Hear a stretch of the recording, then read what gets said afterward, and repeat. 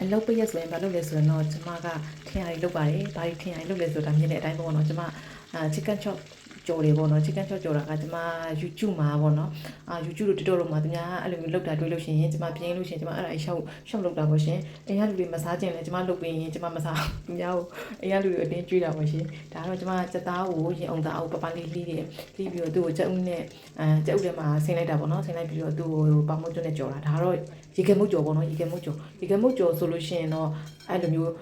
ကျဦးနဲ့အဲ့လိုမျိုးလုပ်ပြီးလို့ရှိရင်ဒါပမုတ်ကျွတ်တွေနဲ့ရေခဲမုတ်ကိုမပတ်အောင်ပေါ့နော်မြန်လေးပေါ့နော်မြန်လေးအဲ့လိုမျိုးဟိုပမုတ်ကျွတ်တွေနဲ့သူ့ကိုကာလိုက်တာပေါ့နော်ကာပြီးတော့အုပ်ပြီးလို့ရှိရင်ကျဦးနှစ်လိုက်အဲ့ပမုတ်ကျွတ်တွေနှစ်လိုက်နဲ့ကျမဒါထင်ရလောက်တာပေါ့ရှင်ကျမစမ်းကြည့်တာပေါ့ရှင်သူများဗီဒီယိုတွေ့လို့ပေါ့နော်အဲ့ဒါကိုလုပ်ကြည့်ပြီးလို့ရှိရင်တော့သူဒါစီထဲမှာမြန်ထည့်ပြီးကြောမှာပေါ့နော်ဘာလို့လဲဆိုကဲကြီးပေါ့နော်မလုံဘူးဆိုလို့ရှိရင်ရေခဲမုတ်တွေကပြုံပြီးတော့စီထဲမှာရေတွေကပေါ့ဖြစ်မှာပေါ့နော်အဲ့ကျတော့စီစင်မှာပေါ့နော်အမှန်ဆိုတော့ကျမကြော်တဲ့ဟိုပါကြတော့တက်သားပြားကြော်တာကြော်လို့အဆင်ပြေကွယ်ဒါပေမဲ့ဒီလိုမျိုးရေခဲမုတ်အလုံးလေးကြော်မယ်ဆိုတော့အိုးကတင်မှာစောက်ရှိတဲ့အိုးစီများထည့်ပြီးဒီရေခဲမုတ်လုံးထားအလုံးလေးပေါ့နော်မြုပ်အောင်ဆိုပြီးတော့ကြော်ရမှာပေါ့ရှင်ကျမပထမဆုံးစမ်းကြည့်ရတဲ့အတွက်ဖြစ်ပါမလားပြီးလို့ရှိရင်စီတွေပေါက်ပြီးတော့ပေါ့နော်ကိုစီစင်မလားကြောက်နဲ့ကြော်ရတာပေါ့ရှင်ပြီးလို့ရှိရင်တော့ဒါကျမကအဲ့ဒါစက်သားပေါ့နော်စက်သားကိုကြော်တာပေါ့နော်ဟိုကတော့ရေခဲမုတ်ကြော်ပေါ့နော်ရေခဲမုတ်ကြော်ကတော့အရာကျမပြောတာတော့စားလို့ကောင်းတယ်လို့ပြောတယ်ရှင်သူပြောတာတော့စားလို့ရန်ကောင်းတယ်တဲ့ဆိုပြီးတော့သူကကျမကိုရေခဲမုတ်အိမ်မှာဘယ်ရေခဲမုတ်မဆိုလုပ်လို့ရတယ်ပေါ့နော်ရေခဲမုတ်ကမာနေဆိုတော့ပူပြီးတော့ကောင်းတာပေါ့နော်မာနေဆိုတော့ချက်ချင်းမပြောတဲ့အတွက်သူလုံးပြီးတော့ချက်ဥတွေပါမုတ်ကျွတ်တွေနဲ့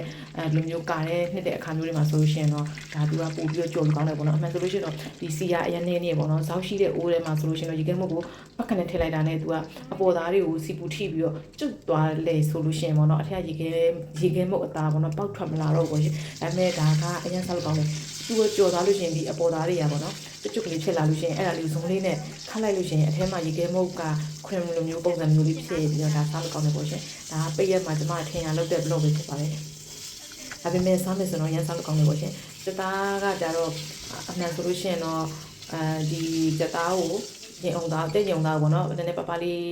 းအပြားလိုက်လေးပြီးရင်ထူပြီးလို့ရှိရင်ဒီကြက်ဥအနဲ့ပေါ့နော်ပြီးလို့ရှိရင်နှစ်လိုက်တယ်ပြီးရင်ကြော်လိုက်တယ်ပေါ့ဒါကတော့ရေခဲမုတ်ကြော်ပေါ့နော်စက်သားကြော်ကတော့ဖြစ်ပါတယ်ဒါပေမဲ့ဒီနှစ်ခုစလုံးက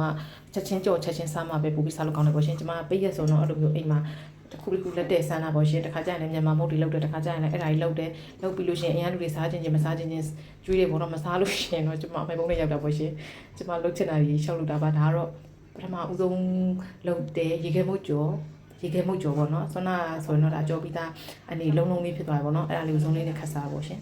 ဒါကတော့နောက်တစ်လုံးထပ်ကြော်တာရေခဲမုတ်ကြော်ကကြတော့အဲ့ဒီမာလေးဟိုဘယ်လိုပြောမလဲ